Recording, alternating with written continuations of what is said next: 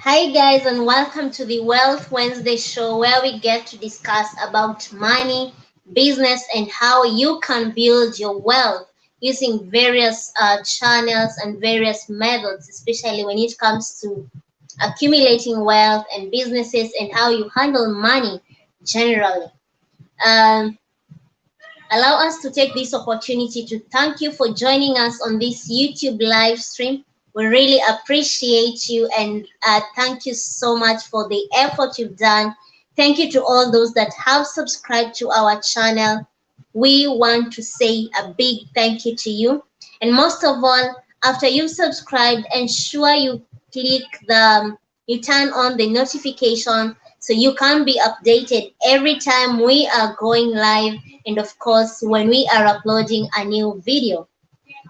So for tonight's show, we are excited to be hosting a very amazing guest. His name is Tkay from TKO Consultancy, all the way from the Kingdom of Lesotho. He is a personal finance coach and a travel blogger. I don't want to give you all the information. I want him to present himself to you guys. So let's hold on to that. On the other hand, I want to encourage you to keep on following us on Instagram at Financial Wellness Center so that we can follow you back right away. And of course, you stay updated with money and business management tips. We also encourage you to like our Facebook page, Financial Wellness Center, so that you can stay updated with the current news on matters of economy, investing, business, you can name it all. So without wasting so much time, I would like to introduce our topic for tonight will be handling siblings and money. This is a topic that we have been affected either directly or indirectly. Maybe you have given your brother, your sister, your niece, your whatever that family unit, you've given them money. TK, keep calm. You're coming to you. You've given them money and it didn't end up well. Some of them they even end up blocking your number. Others they just act like nothing happened. So how do you get to handle such kind of scenarios? And moving forward, how do you need to handle money and your siblings such that you don't lose on your relationship with your siblings, while at the same time you don't keep on falling out on your financial journey just because of your brother or your sister mistake. So once again, I encourage you to give us a thumbs up or like, and of course share this live stream with as many people as possible. We know a lot of you have been suffering because of siblings taking money from you or sometimes mismanaging your business. You have toiled so hard to set up a business, then you just need to go for a business trip somewhere. You leave your brother to manage your business, and when you come back, there's no more business, everything disappeared. So, our very able guest, Mr. TK, he is very knowledgeable when it comes to personal finance management, and he will break it down to us on how do you handle your siblings and money without losing the relationship. So, Mr. TK, please introduce yourself to our audience because I know they are waiting. Like, Hello, everybody. Thank you so much to the Financial Wellness Center for hosting me. I am absolutely excited to be here. I hope you can see my excitement. I really am looking forward to the conversation, mainly because I have been a victim, and I've recently seen a video of a channel, and like Sheila said that I need to calm down. In that particular video, I was not calm. I really was not calm. So, like she mentioned, I am a personal finance coach from the beautiful mountain kingdom of Lesotho. I'm wearing a scarf because it is cold. It's slap bang in the middle of winter here. And we recently had a couple of snow a few months ago. So if you want to do skiing in Africa, the Lesotho is definitely the place for you to be. We have amazing scenery, beautiful mountains. We have snow. We have a ski resort. So come through and visit. Give me a call, and we will show you around. But beyond that, the reason I talk about money and I love personal finance so much is because I have made a couple of financial mistakes myself, despite the fact that I'm a finance graduate, and I should know better. So I have decided to use my platform and my experiences to share lessons learned, mistakes made by us young people, young Africans, on how we can better manage our money and make informed financial decisions. So I also love to travel. I'm not dealing with a COVID pandemic because I now have to stay at home. I love to travel. And what a lot of people don't know about TK is, guys, I really am horrible at dating. So I'm trying to get my dating relationship up there. So if you want to date TK, but before we do that, I'm gonna ask you about your finances because you're talking about siblings. I also am very passionate about money and relationship, romantic relationship. But yeah, so that's me in a nutshell, Sheila. Thank you so much for giving us such an amazing precise bio about yourself. We are super excited to have you here, and of course, we look forward to breaking it down for this hot topic that we have, because we can all agree that we have been victims, or we know someone who has been affected by giving your siblings money with a certain expectation, but it didn't turn out like that. So before we can dive into the show, I would like to read some of the people who just joined us. I can see Ephraim Hansi is giving us an emoji for fire. I know it's gonna be hotter, so you need to bring your water. Thank you so much for joining us, Ephraim. I can see Dubai, China, Africa market. Thank you so much for joining us, Dubai, China, Africa market. I can see we have Patrick Mwangi. He's saying wash hands. Definitely, we are washing our hands, while at the same time, we want to know how to handle money and our siblings. So write down into the first question for you, Mr. TK. Yes. When it comes to money, siblings, of course, there has to come the aspect of parents. Most of us, our parents have already retired, so they are no longer working, but they are still living. They still have expenses to take care of. They still have a house, they have electricity bill, water bill, nanny and all that. How should we deal with sharing expenses for parents, especially for those parents who are retired? Oh, You could be like, sorry, you could be like, you are four siblings and all your parents have retired. But them retiring doesn't mean they have stopped eating. It doesn't mean that their house will stop running electricity or water. There are bills to be paid. So how should we deal with sharing expenses? Because this has been one area where you're fighting. I paid the electricity bill last month. You need to do it. So how do we go about it?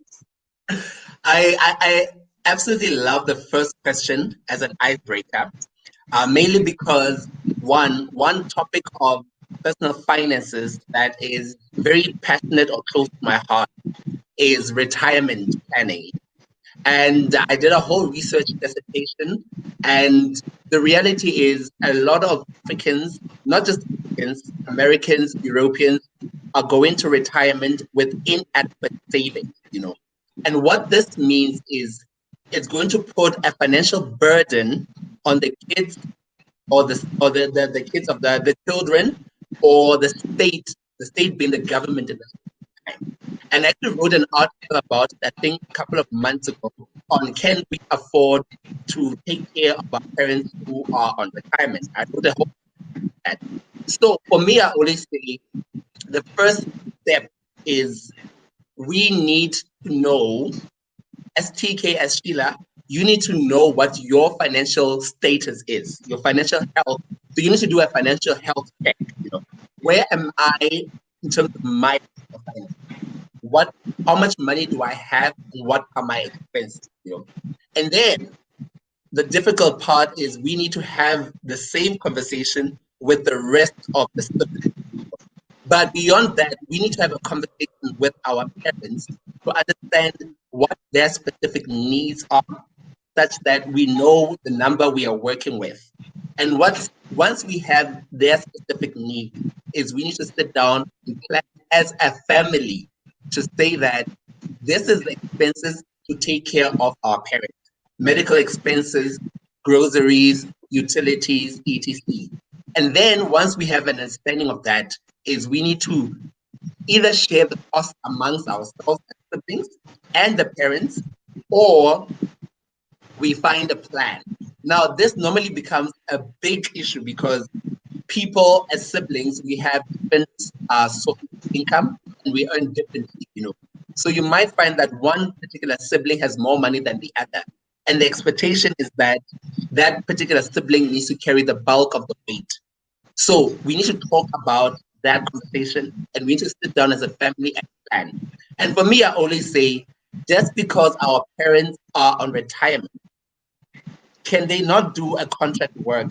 Could they not do something to take care? Can they not sell something, start a side hustle? Because our parents normally go to retirement, but they're still healthy and Sorry, able to. TK, sorry to interject you, but you are breaking. Could you check on your connection, or I don't know what is going on, but you're really breaking. All right, sorry about that. Can you hear me better now? Yeah, now you're better. Now you can start Oh, from our parents doing contract works. okay. All right. So what I've also realized is a lot of our parents have skills, have valid qualifications, and not only that, they're able to. Can you still hear me well? Yeah, I Yeah. can hear Okay. you now. All right, cool. So they have qualifications, they have experience. So maybe they should also start considering on taking on contractual work to help them generate additional sources of income. So for me, I would say take do a financial health check, talk to your Hmm. parents, talk to your siblings, and be very honest about that because it does get very emotional and people get. Right? Yeah. Yeah, you are right. You said something that we need to do a health check as siblings and parents to break down and see what are their needs and what are their wants and who will handle what and maybe for how long should the person be handling until we do another rotation. But this gets me thinking, there are those parents who are retired. We respect and honor them, but they now, since they are retired, they now want to have the luxuries they wanted to have when they were young at the expense of you siblings. So you end up finding that maybe you've listed down the needs of the house, like let's say electricity, then there is maybe grocery, but you find like your parents says, what, I need to go for vacation because I have been waiting to go for vacation, but you guys, I was bringing you up, so who could take care of that? But we'll get to that. But it's very important to carry out a health check, not just you alone, but you and your brothers and sisters and your mother and father, if they are still there, so that you can get to break it down and share the bills or the expenses together. The other question, let's talk about family functions. Mm. Uh, who should do the financial planning? You can imagine, maybe we are going to have, let's say, a birthday party or a wedding, and we are going to show up, all of us, for the family. Who should do the financial planning? Is it the person who is hosting the party or the event, or it will be all of us? Not just Mm, that, view it again in terms of vacation, because you know, I don't know about Lesotho, but when it comes to Kenya, December is very important. We converge, all of us, we go like for a vacation in the rural areas or in the mm, village. mm. So, you know, when you are all going there, there will be expenses to be catered for. There will be things that need to be bought. Now, who will do the financial planning in such a case? Okay, so for me, I will take it from different perspectives. The first one Mm-hmm. is we need to understand the family dynamic, you know. So some families are set up very differently from the others, you know. So in my particular case, I also go home in December in a family. So I leave the city and then I go home. So because I don't have a family of my own, I drive down by myself. But my sister has kids, and so my nephew and my nieces travel down with my sister when they do go. So expectation is she needs to take care of her household. I need to take care of my household. But in the event where we are at home together, family, and we are planning either a Christmas lunch or we are planning either a vacation or what, I always say that for us to avoid the conflict, which becomes an issue collectively as a family, obviously there will be a leader in the family, either the father, the mother, or the financially savvy one. So in the case would be myself or you because we know about money and how it works. So somebody needs to take the lead in the family and actually guide the budgeting and the planning process. And for me, this is very important because if we are not planning together as a family, then people have expectations. People assume that there's money for us to spend. But when we do it together, collectively as a family, we write it down. Everybody's on the same page to say that we have X amount of dollars available, X amount of dollars available. I'll use the dollar as the base um, Yeah. currency. So if we have $100 available for this family, and we know $100, $20 is going to accommodation, 20 is going for food, 20 is going for travel, and then the 40 that's left is going to payment. And breaking down into payment in terms of itinerary and what we are going to spend the money on. Then everybody is on the same page. People don't have expectations that we have $200. No, we have $100. So for me, I always say we need to plan together as a family and be on the same page at any point in time. But if you are the host of the party and it's my birthday and I'm hosting the family, then I need to do the budgeting myself. I know in 2018 when for my graduation, I hosted myself a graduation party. So I planned and I took care of all the expenses, and they all they had to do was get themselves to the venue. So it depends on who's taking care of what or what the event is. All right, all right. So on your perspective or from your end, you are saying that it depends with whose event is it, and who is doing that thing. So you mentioned something. Sometimes the single siblings in a family, they are the ones given the whole financial burden, because the other ones think that since you are single, you don't have responsibilities to take care of, so you are given all the financial burdens most of the time. Maybe you could touch on that. How can I say no? Like, how can I address such a scenario when it shows up? Because to be honest, it shows up sometime when it comes to family gatherings. They pick you. You're like, they pick me. They pick you because you're single. You need to buy for us this lunch. Your money doesn't do anything. So how can someone address that? And please check on your internet again. I think it's breaking kind of. I am not sure if it's the internet is quite stable. I'm not sure if it's the mic that's the issue. Oh, you're using a microphone? No, no, I'm using the laptop, speaking directly into the laptop. So I'm not sure if that's where the challenge is. Yeah, because now you are stable. Like your voice is continuous. I don't Oh, know why previously it was breaking. all right. So let me get closer to the laptop. Can you hear me better now? Yeah, I can hear you better. Okay, all right. Sorry about that. I'm not too sure what's happening. So I will speak about my personal experience. So, like you mentioned, Sheila, I love to travel, and I love to take uh, trips overseas. I love to travel. So the expectation is because I don't have kids, I don't pay school fees, I don't buy the lunch box for the kids. I have all this disposable income that I don't use. And I always say to my family, guys, just because I don't have kids and I don't pay school fees does not mean that my money is yours to use. I have my own individual commitment. I use my money to buy self-development books. I use my money to go to webinars, seminars to develop myself. I travel. I've got bills to take care of. So I have learned to say no, and that no is very stern and sometimes with a shaky voice. You know, you're like, no, no, but you have to say no.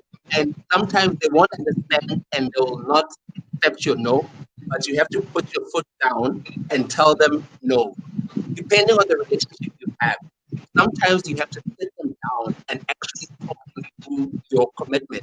Say that I pay for A, B, C, D, E. This is what I do with my money. You know, and there's this other expectation from other siblings to say that you don't have money or you don't have kids, so you have all this money available. So that sort of makes it more challenging. Yeah. So we need to learn to say no, however scared we are, but we need to say no. All right, thank you so much, TK, for that great advice. I can see we'll read some comments here. I can see Tato Ramoko. He's saying you try using earphones because I believe you're really breaking, and the way you are giving us hot bombs on this matter. Um, Meanwhile, to our audience, we are so honored to have you joining us tonight. We are so excited to have you here. Keep on writing us your comments.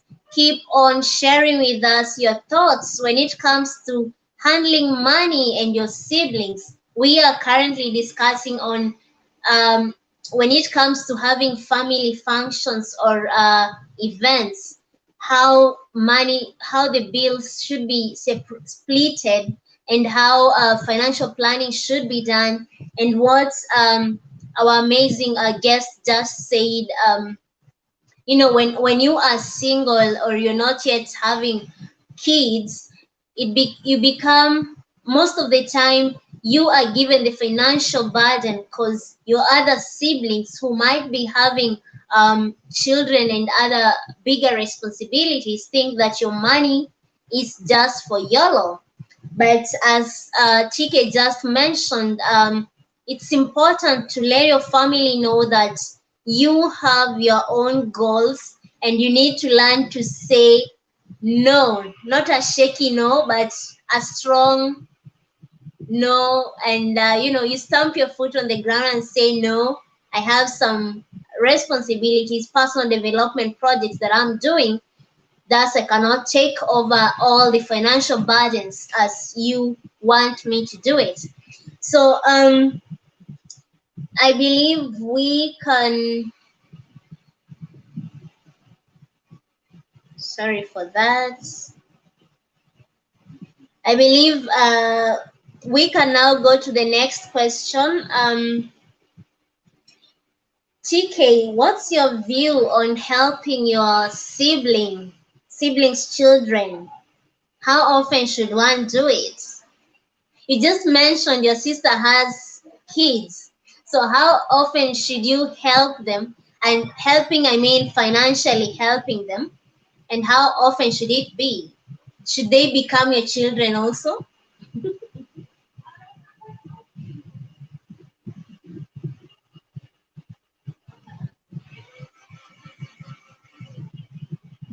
Please unmute yourself.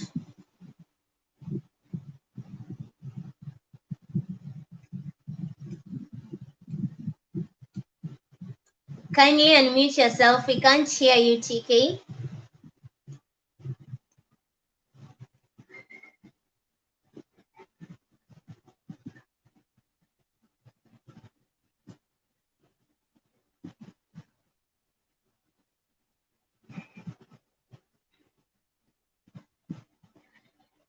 What is happening to you? Okay, sorry. I was trying to connect. I was trying to connect my earphones using my phone because I don't have my laptop earphones with me.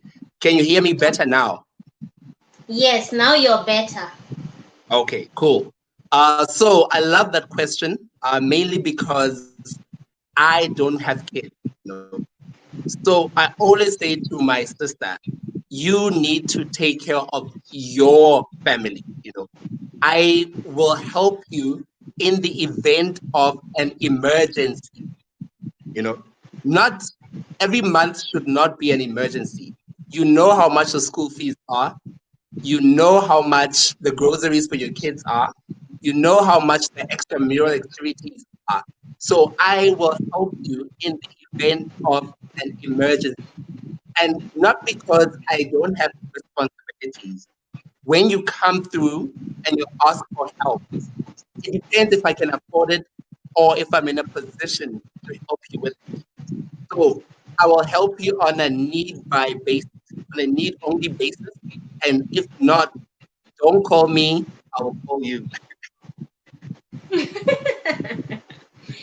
Yeah. I get it. I get it. Actually, you have a point there. It's important for us to let our siblings who have children know that the children are their responsibility, but not our responsibility. However, we can step in whenever an emergency arises, but that should not convert to us owning those children now and taking over the parental responsibilities. And this highlights the importance of learning to plan before you have children. You need to have a plan before popping out the kids, then making them a burden to everyone just because you are related. And there's another question that just I actually wanted to ask is this one. I think you'll need to drink some more water. What's your take on borrowing or taking a loan from siblings? Uh, I had my cup of tea, and I'm going to say we need to avoid sibling transmitted debt. Say that Avoid again. Sibling transmitted? avoid sibling transmitted debt.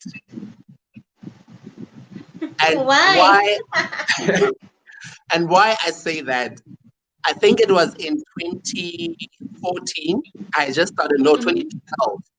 I had just started mhm, working for a commercial bank, and my younger brother wanted to borrow money from me, and I took a loan of 4,000. Yeah, let's say 4,000 balloons in total context. I think that's about $300. I'll just do a quick calculation now. For him to mhm. start his business, he Yeah. did not pay me back. So, why it's important for you when doing that? You need to understand again, back to what we spoke about, the financial health. Are you in a position to afford that loan? Not just the minimum principal repayment, the interest that comes with it as well. How much are you willing to lose? Because if you're going to take a loan for $400, and give it to your sibling, what happens when they don't pay you back?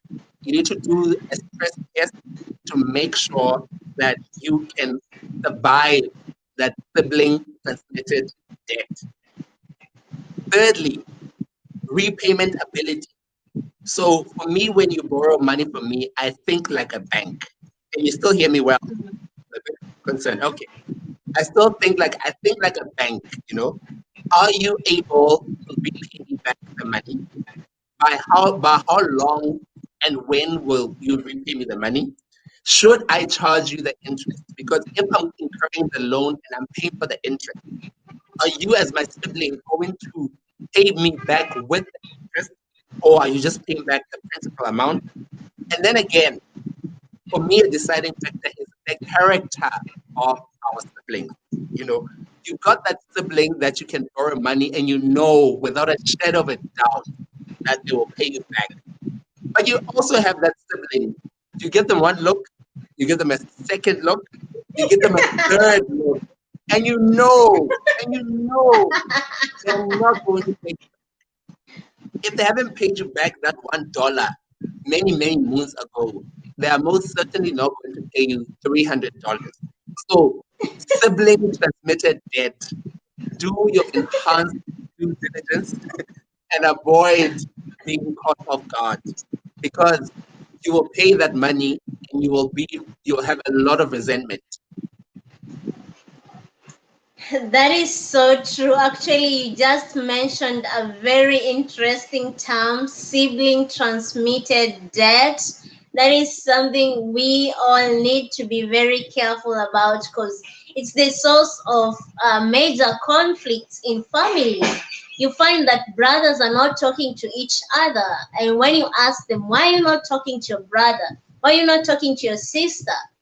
At first they say you won't understand, but when you inquire further, they'll tell you, you know what, I took a loan on his behalf or on her behalf, um, gave her the money or him the money, but it ended up the person ended up not paying me back on time, so I'm here now repaying a debt that I didn't use. And sometimes the person we lend the money to, they don't even speak to you anymore. They, even if they speak to you, they appear like nothing happened. It's like, of course, your family, you need to pay it. So sibling transmitted debt is very important to be cautious about. Personally, I always say lend what you can afford to lose. If I give you, let's say, $500, and I know very well if you don't repay me the $500, I will not speak to you forever, or I will start giving you an attitude, then I won't give you my $500. I would rather direct you to financial institution that can give you so that you can have the professional kind of lending. But don't just give in the hope that they will repay you back. I understand this, the concept of we've grown up together in the same house, the same parent, but our personalities differ. The same way with Absolutely. our integrity. Me being brought up with you in the same house under the same parents doesn't mean that my personality and your personality will be the same. It doesn't mean that my mindset towards money will be the same with your mindset towards money. And at the same time, it doesn't mean that my integrity about money will be the same. And I think that is where you are saying there are those siblings when they borrow you money, you give them one look, you look back, again you give them another look before you can make a decision. Because that tells you their integrity is not that good to loan them some money. But I think um, actually you need to answer this. What is your idea about siblings coming together to pool money or to contribute money to make a pool of money, then give it to someone else, to one of the siblings, It's like table banking. Table banking, you have it there. Yeah. Yeah, I what think is your idea on that? yeah, in our context, we call it the stock fell. So basically, a family can come together and give money and then give it to the next person. So personally, for me, I always go back to the character of the sibling we are helping. So sometimes the character of the sibling, you can see this person needs help, but some siblings literally are operating on an emergency because they know they have a backup plan. You know, they are always in a state of emergency because they know I'll call TK. TK has money, and TK will bail me out. So even with that, we need to be very careful of which sibling we give the money to. Do they need it? Can they survive? And another fact that when you say that as siblings, we have different money personalities. We are raised by the same parents, but how we see money is completely different. So there are some siblings who know without a shadow of a doubt, they will call you at 4 a.m. and they'll have an emergency. And then you'll call them and they know you'll help them. They will do it consistently. They'll do it the first time, they'll do it the second time, and they'll do it the third time. So for me, I love the concept, but we need to do it to siblings that are deserving and are of integrity. Sometimes the guilt of wanting to save our own gets the better of us, and then we make irrational, emotional decisions that always come back to bite us. That is right. We need to check on the character of the sibling. Now, this is where the conversation becomes even harder because if um, if we are three siblings and we realize that one of us has a very poor money character, now we won't contribute to give him. Now he or she will start feeling like he is alienated from the family development. So I don't know how to handle that. But what I'm thinking again is I think it's now time that we come up with a pool, like a family pool, whereby we know that this money, if we give it to so and so, his character is terrible, we don't expect it back. However, we shouldn't make it like their backup plan. Like anytime they're just getting into emergencies, knowing that my brother will come in for me. We have a family pool. I think that should be done in a very systematic and professional way. I know, when it comes to family, there are a lot of emotions involved, but if we do it in a systematic, professional way, there will be some discipline instilled in every person because in as much as we have a terrible sibling, at some point they have to grow up, they have to become adults, they have to take care of themselves. So we can't keep on giving them handouts every now and then. I will read some comments here. Dubai, China, Africa markets. He is saying that name is very long.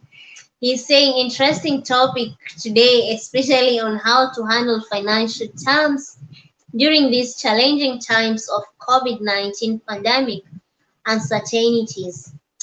That is so true. Maybe TK, you could give us a highlight on what should one consider right now because we are having a pandemic. A lot of people have been laid off, others they are operating below their normal income. So how should we handle money now when it comes to us and siblings? Should we lend them? Should we tell them if they ask for $100, you ask them, what are you going to buy? If they say it's rice and you have rice, you give them rice, you don't give them money. How should we do that? Should we come up with a trade? I think that's a very interesting question. So for me, COVID is the first thing we need to do is it's not business as usual. And what that means is we need to move into what I call a survival budget. So we need to go back and we need to interrogate budget comprehensively. Interrogate those expenses. Do I need to be paying for this? Do I need to be buying this brand of ice cream? Do I need to be, so we need to go into a survival budget. And for me, you need to take care of your own. I always say, I think I'm not sure if it's Oprah or if it's Maya, where she says that you can't give from an empty, you know, you really cannot give from an empty cup. So I always say that you need to take care of your cup first, and whatever overflows, you share with the family. And you need to be almost selfish in this regard because you can't help somebody if you are not okay yourself. And sometimes you need to be able to say that this particular sibling, I know from the character again, if I give them $100, they're not going to buy food. They're not going to buy fuel or utilities. They are going to buy something else. So when you ask me, I will ask you, what are you going to do with this? I'll give you, if you're looking for rice, we will buy you rice. I know one of my siblings used to be very, that character, very smart, be smart. And he bumped into our uncle, and she spun a story to say that I need money for ABC and D. And my uncle was like, no, no problem. I'll take you to the store and I'll buy you all those things and I'll pay for them. He was not. So during the pandemic, we need to be survival budget. We need to reevaluate our expenses, reprioritize, and then take care of loved ones with what once you've taken care of yourself. I always say, pay yourself first. I wake up in the morning and I go to work and I work very hard. So the first thing I need to do is to take care of myself, such that I always use the analogy. If we are jumping out of if we have to jump out of a plane, I need to make sure I've got my parachute on before I can help you, or I need to have my oxygen mask on before I can help you. So that becomes very important for you to take care of yourself.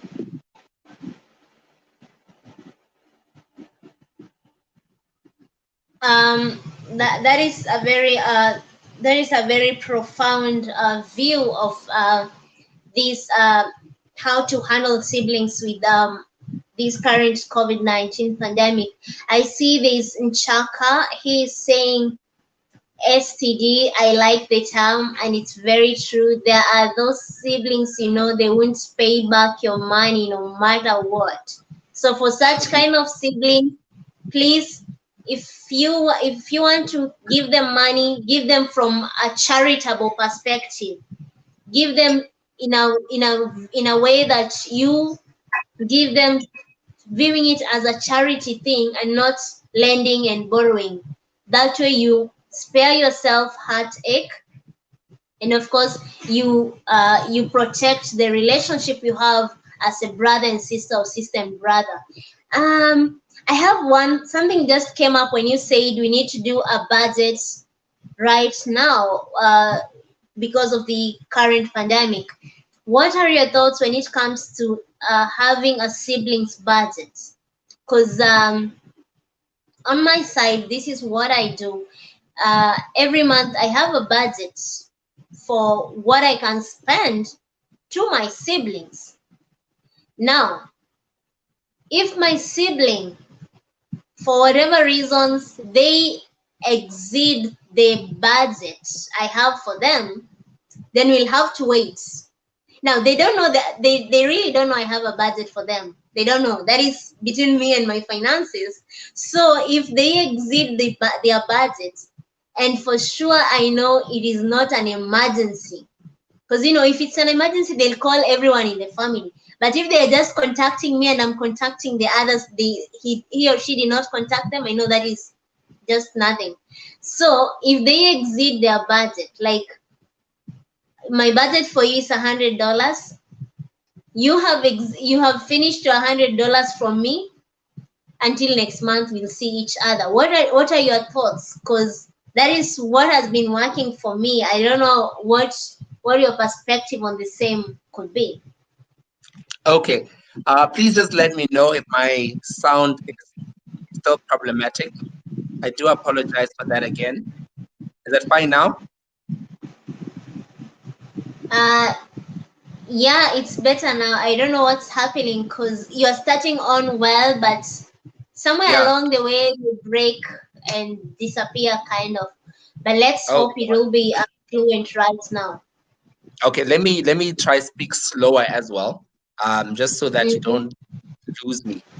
So I think I learned about the sibling budget last Saturday from you. So I actually love, love the concept. Mainly because mainly because I think it gives you peace of mind, and it sort of helps you manage that, So sometimes I will have prepared my personal budget, and then once the budget is done, the sibling will call, and once the sibling calls, my entire budget falls flat.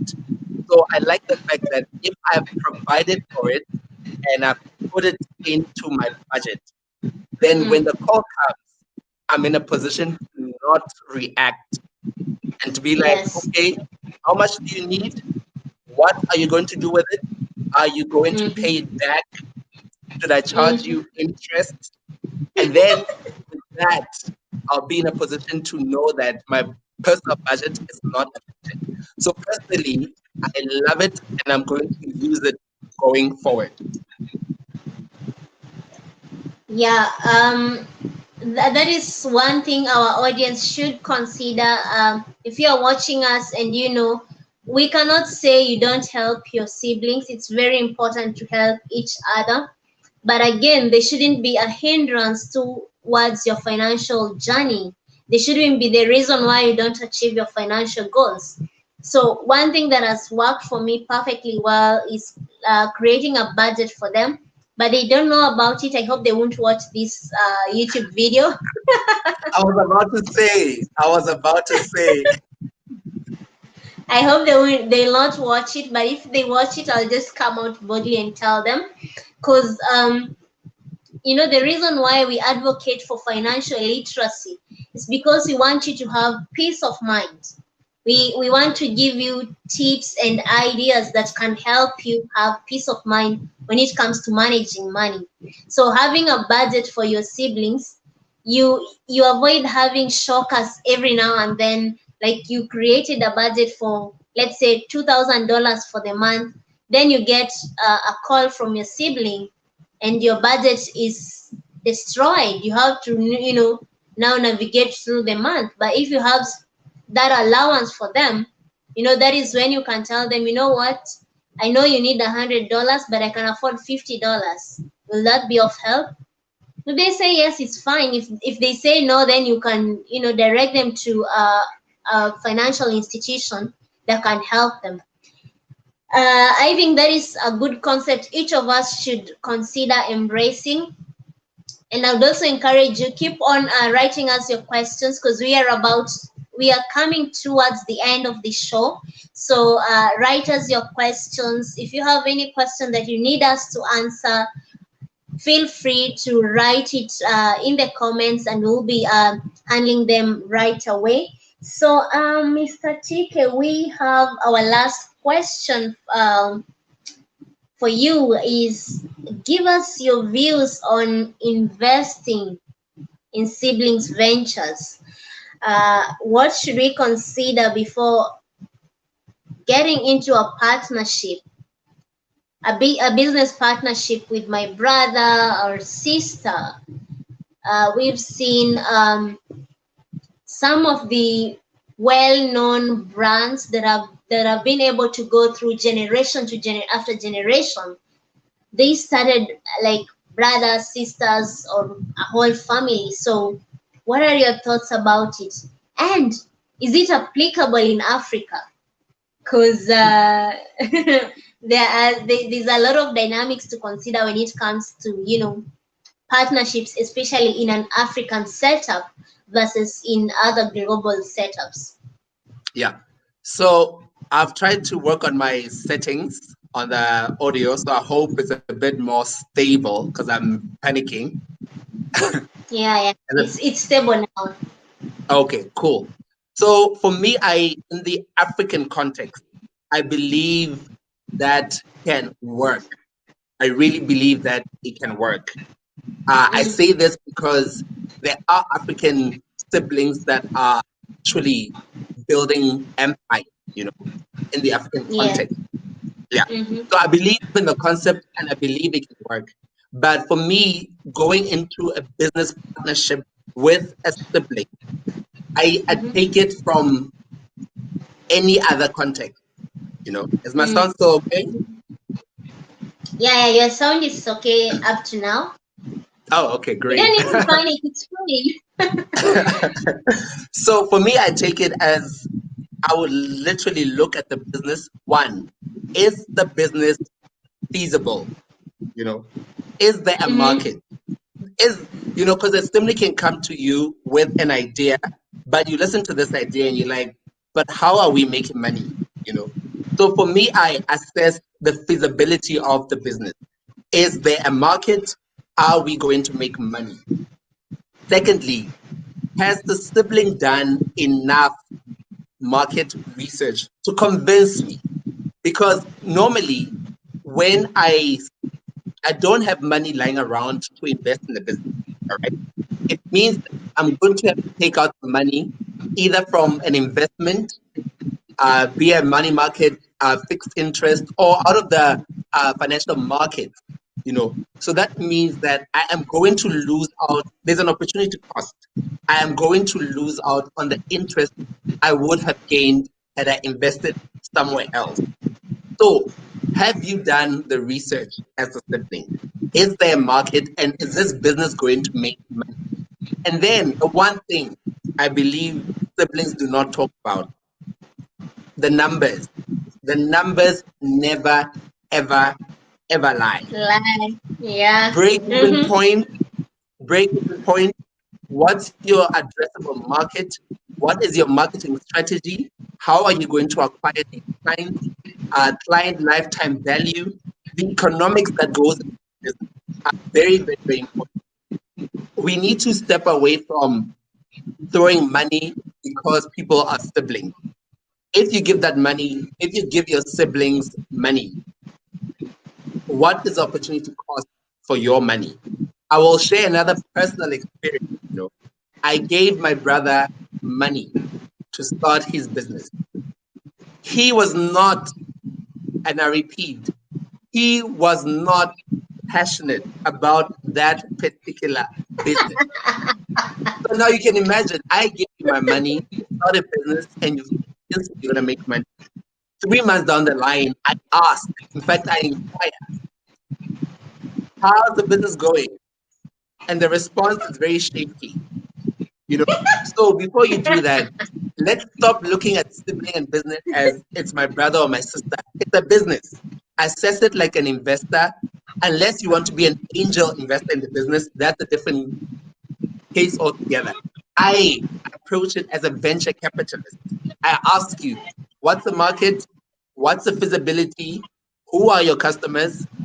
Market size, break even. When, at which point will I get my money back, return on my investment or return on my equity? So the numbers never lie. And I think the other thing that's very, very important as well is we need to understand partnership. Before we go into a partnership, who are you going into a partnership with? Is there alignment? Is there synergy? What are your strengths? What are my strengths? And what are we willing? What our breaking point as siblings in a business relationship? Yeah. Wow. That is super, super profound. I have learned something. You either be a business investor or an injured investor. Mm, And you mentioned something very important. When your sibling approaches you with a business idea, there are some business ideas, they sound nice on paper, but when you go to put them into action, you find they are not workable. So it's Mm. important to carry out a market research to see if the business idea will work out. And how are you coming in the partnership? Are you coming in as an investor, an active investor, or a passive investor? You're just giving the capital, then they run the business. It's important to clarify what roles will you both play.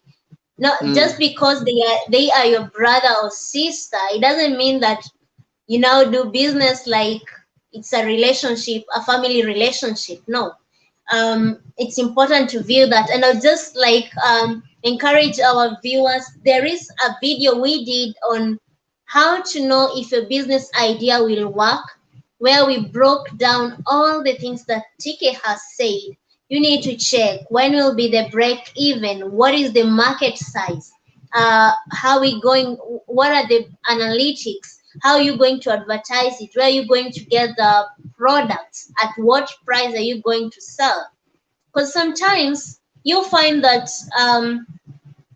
we rush into getting into business with our siblings without looking at how viable is the business. Is it feasible? How long should we expect it to give us returns? How will Mm. the business be run? And that is one of the reasons why most family empires fall down. That is the reason why most businesses that are owned by siblings, especially in the African context, they fail within 2 years because there was no feasibility test carried out before starting out. And this is where we need to learn something from the Indians and the Asians. We see them having businesses as a family, and they run this business for quite a while. Mm. So it means they are obeying a business law that we are not obeying, and that business law definitely is carrying out the feasibility of the business idea before launching it. Then another thing that just came up as you are speaking, it's also important. You say that we stop viewing business like brother and sister, we view it as business partners. So what happens when you approach a bank with your business plan? They handle you as a customer. There will be Mm. paperwork to be done. You have to sign some contracts. You have to sign some agreements. I think we now need to incorporate that when it comes to doing investment ventures or businesses with our siblings. We need to do it like a business, to stop doing it like an event. We need to do it like a Mm. real business. We need to set papers. We need to know, you are my brother, it's okay, that's aside, but here in business you own 50% of the shares, I own 40%, the other person owns 10%, and these are Mm. the roles that we need to do. Mm. This will bring about maybe accountability from each of us. So with that said, I don't think we have any question. To our audience, if you have any questions regarding siblings and money, feel free to write it up right now.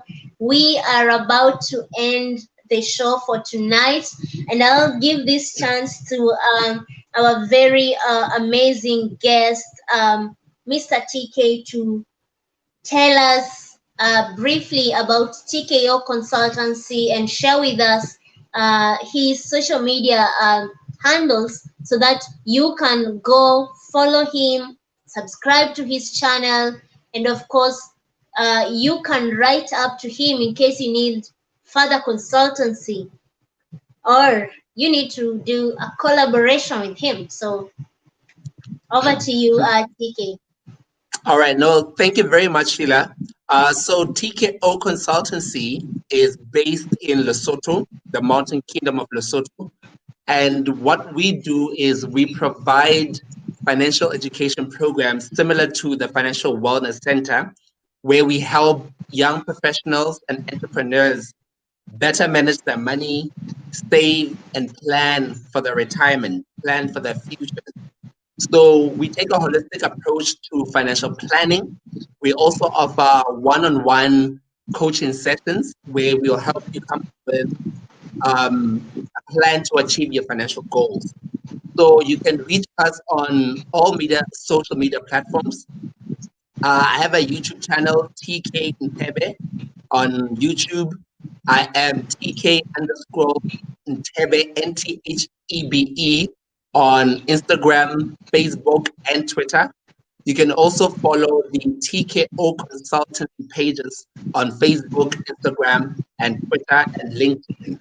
So it's been absolutely great to be here. Hit us up on our social media platforms. And if you want to collaborate, I am big passionate about collaboration.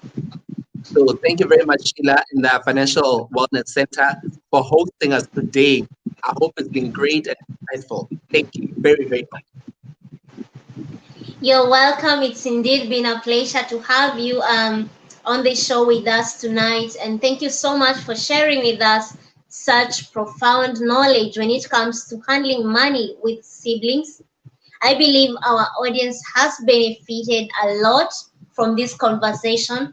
And definitely we look forward to hosting more mind-provoking conversations around money and our families and other relationships. I heard you are shooting a video for relationships, money and romantic relationships.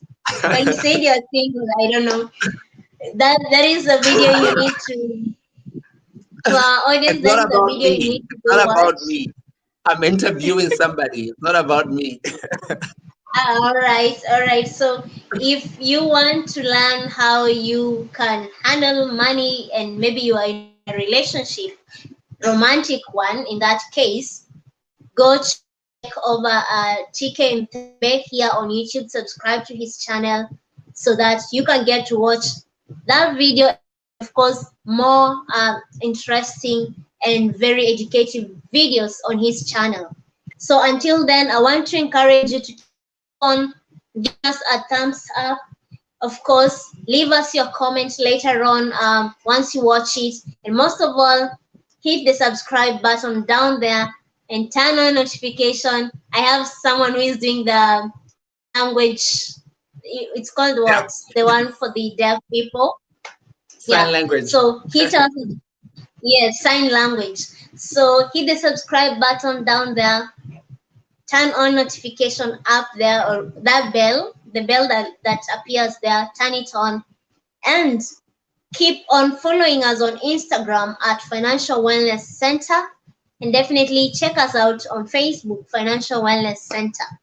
So until then, it has been great having you with us here. We appreciate your time.